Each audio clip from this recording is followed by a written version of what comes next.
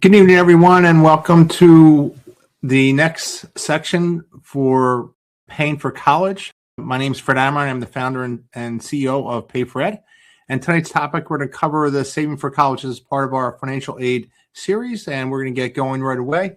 If you have any questions or want to make a comment, please use the chat function on the right-hand side menu, and we're going to get going right away. So let's get going. So tonight we're going to do a quick review of who is Pay for Ed. If this is the first time joining us, to get a little insight here, we're going to cover the impact of the big, beautiful bill. It's pretty significant. It's going to change how people pay for college and what you need to do as a parent to prepare for that. So that's going to be really important. I think it's also going to be important that you understand how do you set your goals. So, and this program's really for that sophomore parent and below. For you, what you should be doing, how you should be doing it. And it kind of, if you have a chance, I would tell you to go and look at some of the other programs we've done. And we'll be putting that up on the YouTube channel shortly as we do this. And then where you get your advice, that's going to be a new important part. The schools can't tell you everything because of the complexity and the cost. And we also have a new information provider, which is going to be the private lenders because of the way the new big, beautiful bill will impact things. We then review the saving options and how they have worked, and then any questions that we may have as we go through this program. So let's get going. So as I said, my name is Fred Amrine and founded this company. Really excited. What makes us really different is the holistic view. We look at, and I think that's also the new piece that parents have to be looking at, the transparency to the outcome. The current system is built on access and admissions because we could really borrow the money very easily. Under the big, beautiful bill that will start this July 1st, that has changed. Parents will be limited what they can do. Parents are going to be involved now in postgraduate study funding because now they're going to have to co-sign for loans because of these new limits. And the big reason here, I think we'll see this in some of the slides, is because the government can no longer keep funding college. They're losing about 20 cents per dollar lent. We can't do that. It's starting to impact other things like Social Security, Medicare, Medicaid, things that are more social general for all of us. And we just can't keep on doing what we've been doing. So a change had to occur. And that's been talked about over multiple administrations. It's not just a Republican thing, not to take either side. But the current program we'll talk about in a few minutes is probably the kindest that has been over those years of discussions. It's a little bit better than what we thought. But again, we have the most approved CFP courses covering both college funding and student loan repayment. And I think that's what we need to start doing. And the system is going to move to affordability first and then getting access or getting admitted into the schools that we want to. As I just said, this is what makes us really different. Tonight's program is really on the planning side. How do I plan for it? How much can I save? What options will I have? Then, the other programs have been really focusing on the college decision, and then managing the debt and costs will be much more important because now we're going to have a mixture of student loans, parent loans, and private student loans, which will include a co-signing for many parent families. We'll have to also think about grad school. Under the current rules now, grad school did not have to include the parents. But again, because of these new loan limits, in most cases, parents will have to be involved with that, which is another big change under the big, beautiful bill. And all of those prior decisions, what we don't often think about is that's going to dictate the student's repayment and forgiveness options. So our debt structure and things are all important. And then that's why we're going to be trying to save and understand why it's the best thing. So these are the programs that we've had as part of our financial aid, our virtual financial aid series. These will be all on our YouTube channel. We're just getting that up and running, and there'll be a bunch of new short videos being created, but this will be up there. And then we have a new program because of the importance and the timing of the big, beautiful bill. It's going to be on February 6th, and it's going to be looking at the repayment and tax filing status.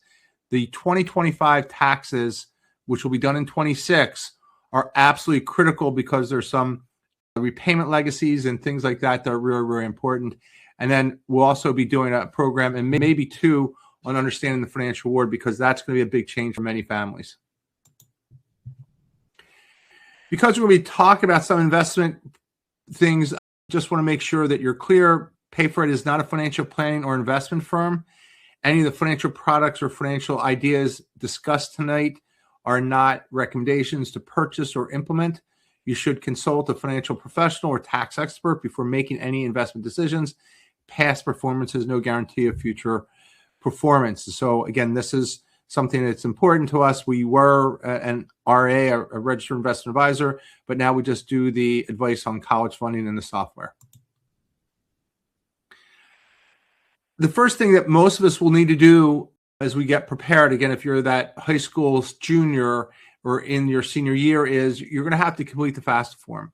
And to complete the FAFSA form, you need your FSA ID and password. Now, you may have that already if you've maybe gone back to school after 2015, but each of that will be required for you. So that could be, again, it's all based on this new integration with the IRS. And the government has done a marvelous job. In the past, this was a whole bunch of different websites. They've consolidated these all, and all the information you need is in this place that's by the federal government. It does have confidential information here, so it'll give you access to the FAFSA form, your loan forms, your loan repayment forms, your forgiveness forms. All that is there. And then as part of the security, it does have a double authentication process that you'll have to have a cell phone or email address to verify that as you log in. But as I said, it's centralized everything. It makes it much better. You can see your loan data, you see your grant information, you see your public loan forgiveness things. All this is all centralized now, which is much better than it was.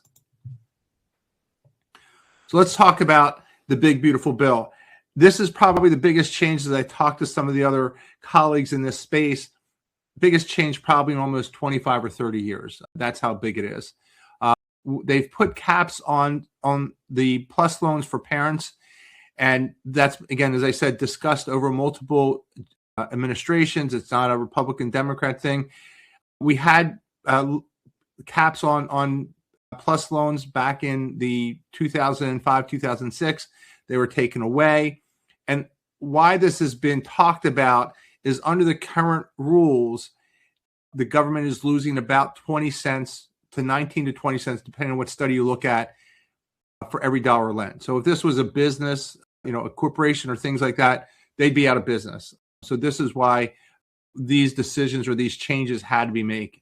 Now, for the loan repayment, the simplification and automation is marvelous. We're going to go from 9 repayment methods to 2, which is a much better thing, and some stability. Where the complexity will now come in for many families is people that are trying to save for college and pay for college, because now we'll see in different types of loan, different repayment methods available to each type of loan, which makes that much more complicated than it is. So your debt structure will dictate what your repayment options are. And I think that's the transparency. I think people will now have to understand, what it looks like. It's the largest purchase we make, one before retirement for many cases. And we don't have a third party, unlike the amount, we borrow for a mortgage or things like that. There's a third party that says, yes, we will take this risk and do this. Under the current rules, and that will be changing, but still will be partly available, there's not a third party. You make this decision on your own as a parent. There's not a third party that says, okay, we're not going to lend you this money. If you now go to the private sector, again, these new limits, we'll talk about what they are, you'll be at the mercy of that approval process if you overspend or overcommit. As I said, the changes are significant. Under the new rules, the Parent Plus loans are not going away, but there is a $65,000 per child limit with an annual amount of $20,000. So let me put that in perspective. The student also has an annual and lifetime limit. So freshman year, whatever college they should select, from the federal government, the student and the parent combined can get $20,500 combined. So if you're now going to go to that $40,000 school, and now you want to go to, you're going to get $25,500 from the federal government, and say you have another $4,500. So now you have saved for that child's, you can afford that from cash flow. you would have $30,000 bill that you could afford. You'd have to go out and get a $10,000 private student loan under that scenario. So that's what's changed. Now we've eliminating, again, this will all start on 7/1 of 26. Anyone that's entering grad school or programs, and you're going to have to include this in your plan for undergraduate, the Grad Plus loans are now going away. They're not available. So there's the direct Stafford loans that are available. They are limited to, there's two different types that you need to be aware of. There's the regular master's programs or MBAs and things like that. They can get $20,500 each year, a lifetime limit of $100,000, which doesn't include your undergraduate debt. So you could have undergraduate debt. The grad loans would be separate accumulation. And then they have the plus loans or professional loans here. They get $50,000. They're primarily the four medical areas. So your medical, your doctors, your physician, your pharmacist, your veterinarians, and your dentists are classified in that. And then lawyers are also. Those five major categories are what considered to get the $50,000. There's some debate that may extend out to some other careers, but at this point, that's what's being discussed. So with all that being said, when many medical schools are running between $75,000 and $100,000, that will bring in the need for funding. If, again, you don't have the money saved or you can't afford it under cash flow, the parents are going to have to co-sign for that limit. Now, they may not have to, but then you're going to have a difference in what your interest rate will be. So this will have an indirect impact on your child. So again, this is what's changed. When you look at some of the numbers, the government currently funds about 92% of all college funding, both undergrad and graduate. That's the extent. In many cases, depending on what degree and program you look at, that's going to drop below 50 and as low as 30% in many cases. So again, if we're looking at think of it as a master's program, an MBA program that's going to cost $70,000 per year, that child can only get $20,500. We're going to be in that 25, 30% range. The rest of it has to be funded out of financing through private loans or through savings. So this is where the saving part will become more important. When do you use the money will become more important, and your debt structure will all be part of that. So again, this will impact other children. So in the current environment, as a parallel, as an analogy, you can say, okay, the current world is I have a farm, and each child's a separate silo, and that's the way it's handled under the current rules. Under the new rules, now you have to manage the farm. You have to manage all the silos at the same time, because the decision to help one child is going to impact the parent's debt, which will then impact siblings or other future borrowing for other siblings. So this is where it really becomes important to have a plan and understand how to structure the debt the best way, and avoid the private student loans or save for the amount that you need to save for. So again, this is the big change that we're going to now put college affordability that replaces the access or admission focus that we've had in the past, I'll say 25 years. So the new rule for undergraduate, we call it the $92,000 rule. This is the amount of money that the students can get over the first 4 years. Over the first 4 years, the student get the traditional dependent student can get $27,000 themselves. So they can get $5,500 freshman year, $6,500 sophomore year, $7,500 junior and senior year. So that adds up to $27,000. The parents can get $65,000 over those first 4 years, $20,000 limit per year once they got that. So again, if you take $20,000 per year, your senior year, you're only going to get $5,000 left. It's based on the original balance. It does not include the accrued interest there. So this is what's changed here that's going to make it more difficult for families to just pick a school, which under the current process they do, because the current rules are called cost of attendance. You could borrow up to the cost of attendance for each school. So that's what's changed on the plus loans for parents going forward. And this is a significant change for all college funding and admissions. And, we've talked and been talking to the high school guidance counselors. Many of them are unaware of this change. So if you have friends, you're attending this tonight to hear this information, that's an important part. They're not prepared Families are not prepared for this change. And we're just starting to see a few articles in the press. We've been very surprised at this point in time that no one's been talking about this. We have quite a few articles on our website that discuss this. So again, the increased use of private loans will be required if we keep in the same mindset. This will, again, will start on 7/1 of 26. The graduating high school class of 26 will be the first class to face these. Now, there is some grandfathering for prior students that's available. We're not going to address that today, but they will not be affected directly. Only new students for both undergrad and graduate are affected by these rules. So I just kind of just said that there. The class of 26 graduating either from college or high school will face all these limits, both undergrad and graduate. That's the new place we need to be focused on. It will change how people plan for this and pay for it and what your options are being. We're going to probably see a switch in strategies with maybe people commuting to schools, maybe using the local schools. We could see here in Pennsylvania, we have a local campus for Penn State. Maybe the child commutes there for the first 2 years and then goes to the main campus in their junior and senior year or whatever that may be. So we're going to see some changes in how we do this. And it's all due to a formal underwriting process. As I said, under the current system, we saw the 92% of what federal government's funding. Now we're going to go under a similar process that we do for a car loan or for a mortgage, that a third party is going to say, yes, we will borrow this money. And what's different here is an education is an unsecured loan. Unlike a car or a house, if you default, that in that situation, there's an asset that's behind that. Hopefully that asset has maybe stayed the same, but there's some value that they could reclaim. When you default on your federal loans, yes, they can garnish your wages and things like that, but there's not a secure asset. So that's why these interest rates will be higher than many people will think. So now that you have that background on how the big, beautiful bill and change your mindset, how do we set our goals? So first is understand the timing. There's a new IRS integration with the FAFSA specifically that will be evolving into loan repayment. The FAFSA simplification rules have already included this. So your 2025 taxes, if you're a current junior, is what tax information you will be used. And it's called prior. And the easy way to remember that is when your child is a senior, it will use the tax return that is completed.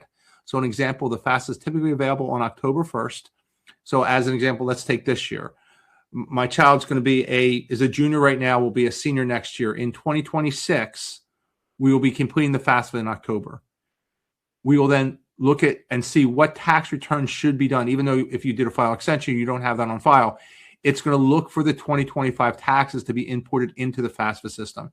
And so just, looking here, this gives you a chart of what you can expect and what tax years will be used for each of those classes, depending where your child is. And if you're not in high school yet, it goes out longer. But again, these are the things you need to plan for. Your tax data will directly fall in or come into the FAFSA system.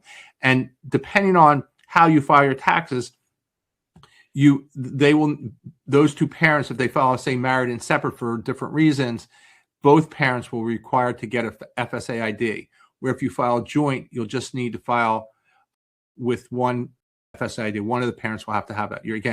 We're moving to an integration with the IRS systems, both for college funding and student loan repayment. What's also really important here, as we see both sides, is that having a timeline, this is part of the Pay for Ed system, is becoming more and more important. As you can see here, what we're seeing on the loan repayment side, more and more people are having their children later, and now we've accumulated some debt, and the parents are facing loan repayment at age 61 here in this example. So this is becoming more and more important for retirement planning. Before, again, I was a little bit younger. I have 3 daughters. That was not an impact as much. There's more of a recovery time. Again, depending on how much you borrow and what you're going to sign for, this becomes an issue going forward. So again, an important time frame is going to be important, especially as we talked about multiple children and how you're going to finance that will be important. So how does that positioning in financial aid and what you're trying to save for? The way the process works is cost of attendance, and the cost of attendance is everything in there, the way we do it. So that includes tuition, fees, room and board, books, travel expenses, personal expenses. And that's what the schools use to create what's called your financial award letter or your admissions award. So again, cost of attendance minus your student aid index. It used to be called your EFC, expected family contribution, student aid index. And that's the number that is the result of the completing the FAFSA form. You get a student aid index number. Some schools, we're not going to cover this as part of the paying for college. Some schools use a secondary process, is what you qualify for need. The schools will meet so much of that need. Each school will be different and it'll depend on the student, but this is what you need to understand. So what you should be saving for at a minimum will be out of pocket is what is your student aid index when you calculate that. That's going to be each year. This gets calculated for each year you're in school. So when you go through this is the student aid index. This just gives you an example. When you complete the FAFSA form, you get this number. This number would come up and show you that your student aid index number was $40,000. Now, what's really important for the strategies to do this is what's causing that number. Again, when we do it, there's inputs that how we do this, but it's going to create 4 separate numbers. What's your income number? Again, this family was making about $130,000. That's what it converts. They had about $120,000 of assets, and then the child had $20,000 in assets also. Now, that being said, one of the myths out there is, take everything out of the child's name. If this school, maybe they're looking at a state school, was going to be $35,000, taking the assets out of the child's name is not going to have any impact. So again, a myth that we cover in the paying for college process. But again, in most cases, and a 529 plan is not a child's asset, even though they are the beneficiaries. It is the owner's asset. So depending if that's a grandparent one, then they are the owner. It wouldn't be reported at all. If it's a parent's 529 plan, that would fall under the parent's asset, but you have to include all 529 assets for all children. So again, this is important. And then knowing which schools are using which number is important too. But knowing your student aid index number will help you understand. So at a minimum, in this case, the parent should be targeting a $40,000, or if they wanted to go debt-free, they should target for a $160,000 savings plan by graduation, by high school graduation, to be funded. So again, this would be the goals here. All right. So again, when you are looking or building your college list of what you should save for, knowing your student aid index number should be one of your targets as your goal. So when you're doing a financial plan, you have other goals that you have. I want to retire a certain age. I want to have this type of lifestyle. I want to fund my kids' education. Maybe you have 1 or 2 children. Other things. You want to buy a second home. All those things are part of your goals. What's the number that goes in to that number for you to attain that financial goal, and what your priorities are? When you do a financial plan, the way we would recommend is, as an example here, this family had $30,000. They can afford, maybe they're already paying some private school and it's going to be part of their budget. So that's an amount that can be reduced. You would put in, now again, I'm in Pennsylvania. Each state's going to be different on what you can afford or what they have.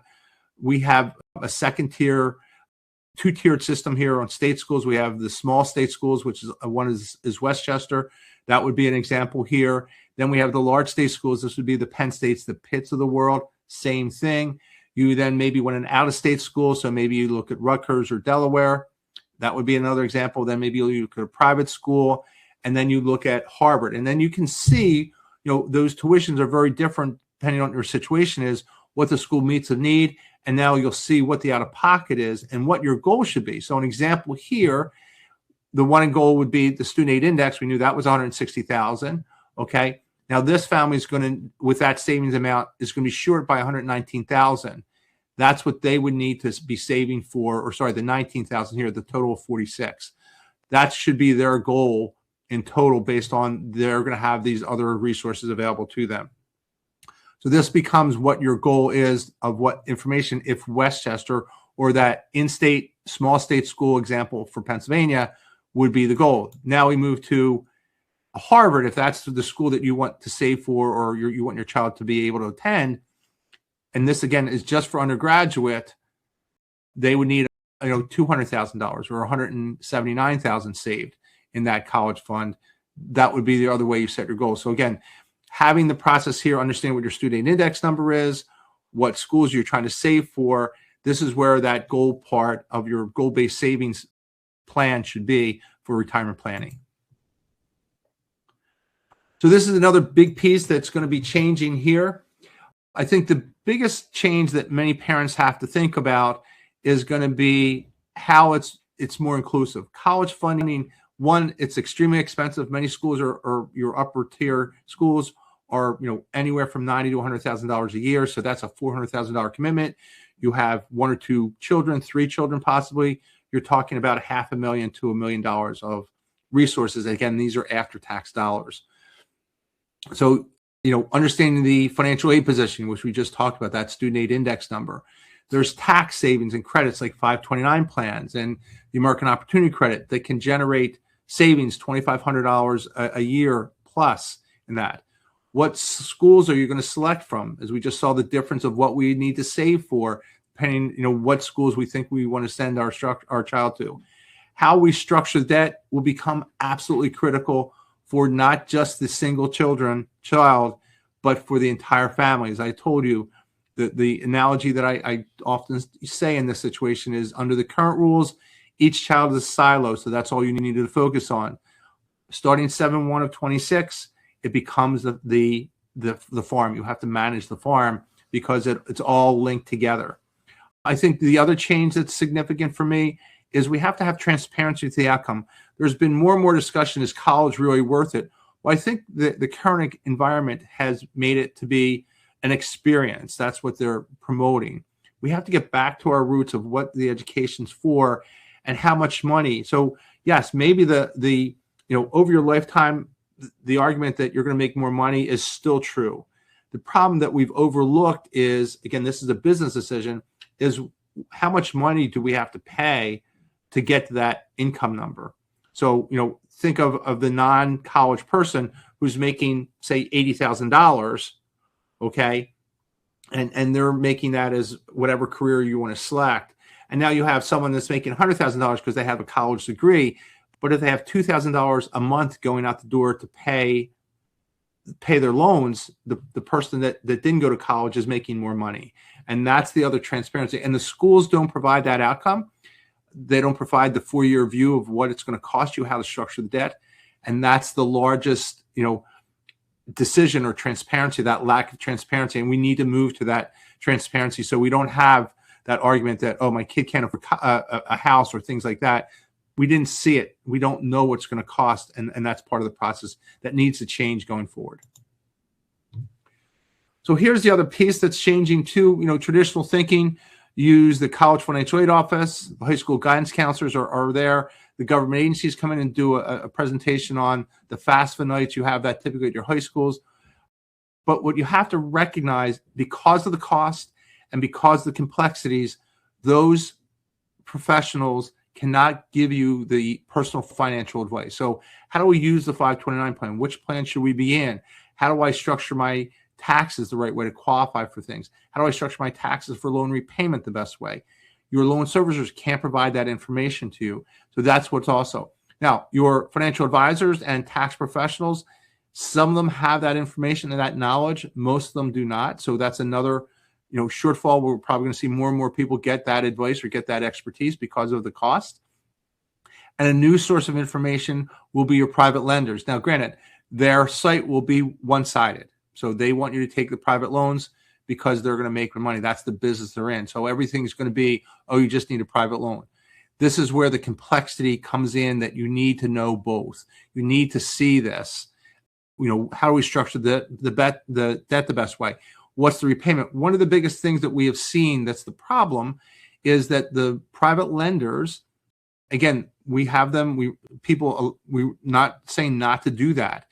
But what you have to recognize is that transparency to the outcome is you have to see what your monthly payment's going to be. To get those lower rates that the lenders often show, you probably have to have great credit.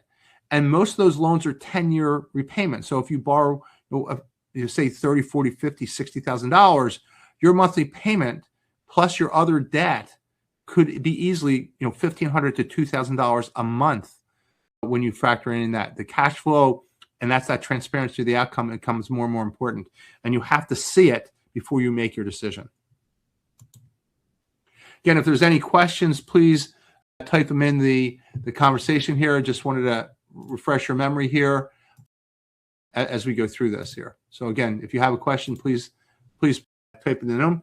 So now, as I said, the new goal is the outcome transparency. More families are questioning the value of college. The data still shows the person that has the college degree is less likely to get laid off. Again, we're seeing the AI impact of how that's going to change too.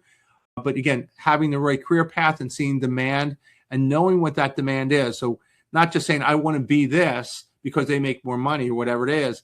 You have to see how much demand of that position is going to be needed going forward and how hard it is going to be to get into those programs. Again, as I said, the admission focus, that's the way it's set up now. It will now move to affordability.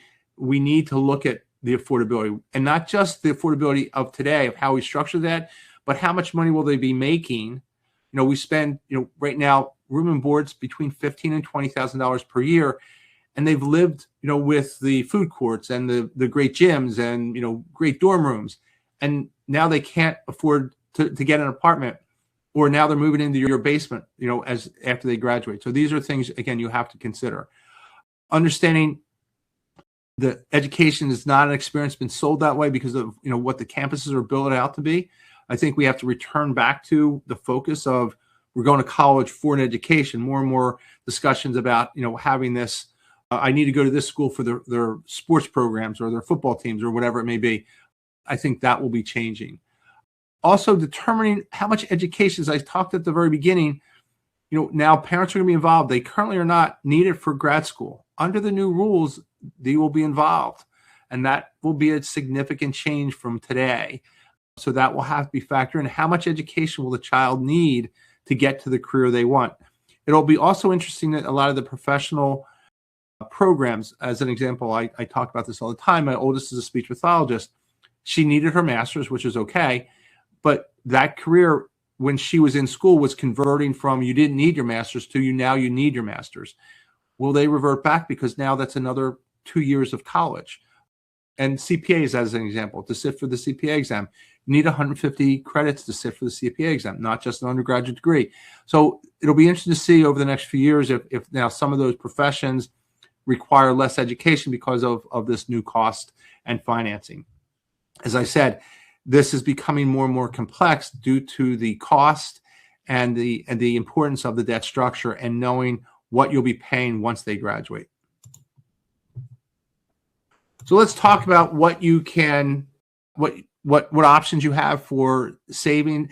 What's really important that you understand is the definition for each type of saving vehicle or credit. What they call it is qualified expenses. So they're a little bit different. This mostly comes into play with the American Opportunity Credit and how you use your 529 plan. So again, tuition and fees will be covered, room and board will be covered, books, some supplies, but you can't double use the tax credit. So an example would be if you're trying to qualify for the American Opportunity Credit, as an example, and now you've taken all the money out and pay, say your bill for the semester was $25,000, and now you pay it all with the 529 money. Well, you can't now qualify for the American Opportunity Credit because you've paid it all with a tax exempt, solution, your 529 plan, and you can't reuse that. So that's some of the things, some of the plans you need to consider as you go through this. Now, also, you can use some of the 529 plans for pre-high school or pre-college expenses under the tax reform bill. So that's another advantage, and that's been carried forward through the Secure Act. There's other advantages to having the 529 plans. It's very difficult now to overfund your 529 plans. There's a lot of flexibility in those now with the Secure Act that you need to consider. So again, these are the things you need to look at, and that gets back to where you get your advice. Is the high school guidance counselor going to be able to tell you how to use the 529 plan or when to use it and how to structure that debt? It's unlikely they're going to be able to do that. Legally, they cannot do it to you, and neither can the colleges. With the new Secure Act, which was just put in place, there's increased flexibility with the 529 plans. So overfunding it is not a big deal. Probably one of the biggest impacts are outside 529 plans do not impact the FAFSA form. So this would be a grandparent or aunt or uncle that have a 529 for one of your children. that no longer needs to report it. As I said, when we talked about the student aid index number, the 529 plan of the parent is for all 529 plans for the family. So if you have, say, 2 children, you have a 529 for each. When you complete the FAFSA form, both of those 529 plans have to be added in as a parent's asset, not as a child's asset. Again, the weighting's different. But if it's a grandparent 529 plan, that is not reported. In the past, that was a negative on the child side on the future years. They can use $10,000 to pay off some of the loans. So again, here's the flexibility in the 529 plan when you're especially saving for that. You can then use that if they don't go to college. You can roll that over into a Roth IRA, over $35,000 over their lifetime. So again, there's more flexibility with 529 plans. Right now, again, if your primary goal is save for your kids' education, I know there's new Trump accounts. They're not really available yet. It's not going to hurt to get the free money that's given, but the 529 plan, if your goal is for saving for college, the 529 plan is a better option in today's environment. Just want to put a few different myths out there that people will say about why shouldn't you save? If you don't save for college, my child's going to qualify for more financial aid. We're going to be at a very different time going forward. At today's cost, schools do not meet 100% of need. Again, at a minimum, you're going to have the student aid index number covered. So again, if you make some money, again, what you have to realize too in this new environment is that your ability to pay is going to help you get admitted. So again, it's an unwritten rule, but the system, again, we covered in the paying for college program. It's called enrollment management. They actually chart you on the academic strength of your child and on your ability to pay. They are a business, and that's how those discussions and mapping of who gets admitted. You'll hear a comment, "Oh, our schools need blind." That's just the admissions office saying that. That is not the college. The other big thing that's said out there, "Oh, we haven't had a tuition increase." Well, they haven't had a tuition increase. That's true. But other things, they've added in fees, or room and board has gone up significantly. That's some of the other things that you just need to be careful about the wording when you're listing some of these things. If I should take all the assets out of my child's name. Again, depends on what school. As I showed you on the example here, that was a $40,000 number. If the assets are going to be, if the student aid index number is higher than the cost of attendance, then actually from a tax planning standpoint, there's a whole set of strategies that you put in assets in your child's name for tax benefits. So again, that is not true. Ability to pay is becoming more important. That is definitely true. Schools will say they're need blind. Your ability to pay is going to be more and more important under these new rules, because the schools, again, parents won't be able to borrow the money. Again, the schools that say we're need blind, as I just mentioned, we meet 100% of need. What happens is the 100% of need, I mentioned a little bit earlier, there's a secondary process. The schools that have the secondary process use what's called the independent method. It's an addition to the FAFSA form. That number typically is higher because it includes other assets, such as your home equity and things like that. So again, these are the things that you just need to be aware of. That kind of gets into what I just said there, taking things out of the child's name because of how it's weighted. Under the parent's asset, there's an age allowance and it's 5.64%. The students, there is no allowance and it's a 20% factor. So we said that, remember, if you remember back, we had the $4,000, they had $20,000 in their name. That number would convert to the 4,000 number, okay? And you would lower that student aid index, but that if we take the 4,000 out, we were at 40, we go to 36. And if we're going to that $35,000 school, the student aid index number is higher than the cost of attendance, then it doesn't work. It doesn't matter. That's what you need to be thinking about. So reasons for saving now, people are having children in life. Again, we're seeing that impact retirement planning. And especially under the new rules, the repayment options for people in retirement is not as good under the new rules with Parent Plus loans. So that is something else you need to do. There's an increased need for education needs, as I mentioned about my daughter, master's programs. it's going to be interesting how that's going to work going forward too, with the new limits for federal loans for graduate school. You have to recognize is that student debt now is the second highest debt we have behind mortgages. And there's, this goes back a little bit. Some of the free college, some of the schools are promoting the free college. That's only tuition. There's other rules around that. New York's one of the states that promotes that. That's only for tuition. And then there's other commitments that you have to stay in the state. And if you don't, it becomes a loan. So this is something else you're seeing. And then the timing, as we talked about that timeline, is becoming more and more important because of retirement planning. Here's another example, just to give you a sense. If now we're going to try to fund our 529 plan and we want to get to that $30,000 amount, if we have 10 years before that, say we have that time frame, we have an 8 or 9 year old that we're trying to save for college, and the $30,000 the goal, we just need a $191 and a 5.3% return. So again, that's what your direct Stafford loans would pay off.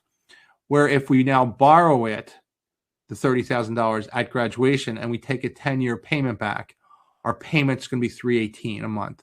So again, this is why there's an advantage to save for college. And as I said, your ability to pay is going to become much more important going forward for admissions. Here's your traditional other savings vehicles. A U.S. savings bond, they need to be titled correctly. They have to be in the parent's name. There's income limits there. You can convert those over to a 529 plan. Again, because of the income limits, I would highly recommend that you do that in many cases, just have more flexibility. Again, a lot of your older parents, it's not as popular as it used to be. A lot of people a lot of grandparents and things that would use that for, first and second birthdays. It's not as popular. Coverdale's an older plan also. It was limited. It did some, had some really neat flexibilities. But again, the 529 plans, the way they've evolved is really the way to go. It's the easiest one. And plus, some states offer some incentive programs. You get tax breaks to do that. And it can be used for other things outside of college without any penalties. Again, there's a few different things there. The easiest one to use is the 529 plan in my eyes. So understanding your funding and what you need to be looking at is, your financial aid positioning, how much control and investment flexibility based on the plan, the 529 you select. Again, there's a lot of different options. You got to make sure that you compare the tax advantages at the state level too. So as an example, like here in Pennsylvania, we do have a tax incentive, and maybe the grandparents want to open that up. For that, do they gift the money over to the parents living in Pennsylvania? Maybe they live in New Jersey who do not have an advantage. But then when you look at calculating their financial aid positioning, it would be better for the grandparents to have a 529 plan. So again, these are things you need to be looking at as you try to position yourself from a financial aid standpoint. You have to now consider for retirement planning, how much can we save? When you're using a financial planner, most of them use a goal-based system. And this has that definition of how much you can afford to save for retirement and for funding their college becomes really, really important. We talked about at a minimum to save for the student aid index number and not the college cost. So we see these, enormous numbers at, close to $100,000 for many of your more competitive colleges. There's not many families that probably can afford that. What you have to be careful about, though, also is outside resources. So as an example, say you have an affluent family or an aunt or uncle that wants to help you, and you qualify for aid, and they want to pay the tuition for that. Just like healthcare, you can pay for your cost of attendance, and there's no gift tax limits there. So if tuition's $30,000, they could pay the $30,000. The problem with that is if the parents, and it comes from an outside resource like a check from a grandparent, that could reduce the parent's financial aid position, their need-based financial aid dollar for dollar. So you need to be really careful about that. You also have to be careful about titling the 529 plans. That's really important. Who's going to control that, especially as some people get remarried and different things. That becomes critical when you're playing that out. And we'll talk about that, I think, in the next slide here. So looking at the 529 plans, as I said, they're probably the most popular. Usually there's 2 or 3 different investment options. One most popular is their age-based. It will get more conservative as time goes out. Some have stagnant programs, so you are investing in a portfolio that's risk-based, so you want to be more aggressive, more conservative. There's a limited amount of prepaid programs. There's not many of them around anymore because the cost of college, they couldn't guarantee the returns to keep up. But depending on the state, Pennsylvania has a hybrid. Florida has a good program. You have to know where you live and if your state has that. And make sure you ask the question, specifically your advisors, are they using a 529 plan? You can be enrolled in any of them, but what are you forfeiting not using your state's plan? That's really important. And there are some other, as you get closer to using the money, again, I'm fairly conservative.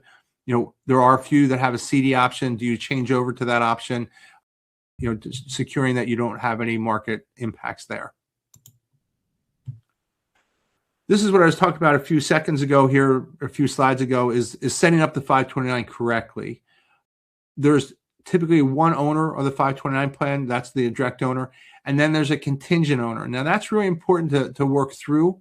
So as an example, say you have the parents, the grandparents want to set this up. And, both parents are your biological parents, and the contingent owner dies. And then the owner gets remarried and makes their second spouse the contingent owner. Well, then your other parent dies, and now the contingent owner becomes the owner, and they could transfer that purpose that was originally set up for maybe your children over to their other siblings because they're the contingent owner. In those situations, make sure that the owner, that the parents at some point in time become the contingent owner before that beneficiary dies. So again, making sure that debt structure, especially for grandparents, becomes really, really important. And life can change. People don't keep an eye on it, but it's something else you need to be aware of in that situation. As I said before, the 529 money that's the parents needs to be reported on the FAFSA form, and it has to be all the 529 plans, where a grandparent 529 plan is not included, and that will be impact. Now, that's another example where the CSS profile will ask for other outside resources where the FAFSA does not. And then if you are a high net worth individual, there's ways to set up the 529 plan that it just continues out for multiple years, multiple generations if you superfund it. So again, there are some major advantages here. So again, if there's any questions, please type them in and we'll get going here on just wrapping things up. To wrap this up here, there's a significant amount of changes going on. It's going to take a few years to see all this settle down a little bit. But again, understand your financial aid positioning is critical. Knowing what schools you're trying to save for, what your student aid index number looks like, what are you trying to save for? Setting a goal, can you do, and which tools are you going to use for saving? Basically, the 529 plan is a great option. There's some, as I said, if you don't like the 529 plans, there's some gifting strategies you could use with siblings and things like that you can do. You have to manage your risk tolerance though also. So if you think you can make more money in the stock market and take that risk, there's ways to get some tax advantages. But again, many of the solutions on the 529 plan, there's a lot more flexibility than there was a few years ago. There's just distribution strategies. That's where I was telling you that, there's ways to move assets into the child's name that will reduce the tax burden. But you also have to remember we talked about that's the assets in the child's name. If there's mutual funds that they were gifted or things like that, there's a tax consequence to convert that over. So you also have to be, aware of that. And then paying for college, I think the biggest difference here, the focus that you get from your high school guidance counselor is all about the financial aid or the FAFSA form. That's just one piece of the puzzle, and it's a small piece. It's one factor. There's various tax strategies. How do we use the 529 plans? How do we structure the debt? None of this is typically covered when you go to your financial aid nights. And now with the new debt structure and limits, it becomes absolutely critical to have a successful outcome because you can manage or have transparency to what you'll be paying once they graduate. Again, getting the proper financial advice is critical in the new world because it's much more complex and so much more expensive than it ever has been before. So at the end, here's what your goal should be. You should be focusing on the outcome, the financial outcome. The best way to save money is to graduate on time. Only about 40% will. So again, you can do that different ways, but graduating on debt with manageable debt and understanding what the debt is structured and repayment responsibilities will be critical. Again, this gets into that transparency that I keep on saying, but that's the new world that you will be facing now that, again, after 7/1 of 26, that's the way it will be going forward. So hopefully that has helped. Again, we didn't have that many questions here. Again, this is our goal here, where we act as fiduciaries. We don't sell any financial products, and we're here to improve how parents and Americans pay for education and repay their loans back. And again, understanding that is critical. So there's an email address so you can reach out to us. Visit the Pay for Ed website. There's various information we'll be adding in. We'll be adding in a set of library of short videos that will help you through that. And this also will be posted there shortly. So again, thank you so much for joining us and taking the time out. Hopefully you've found it interesting and helpful. And we will talk to you soon. Have a great day.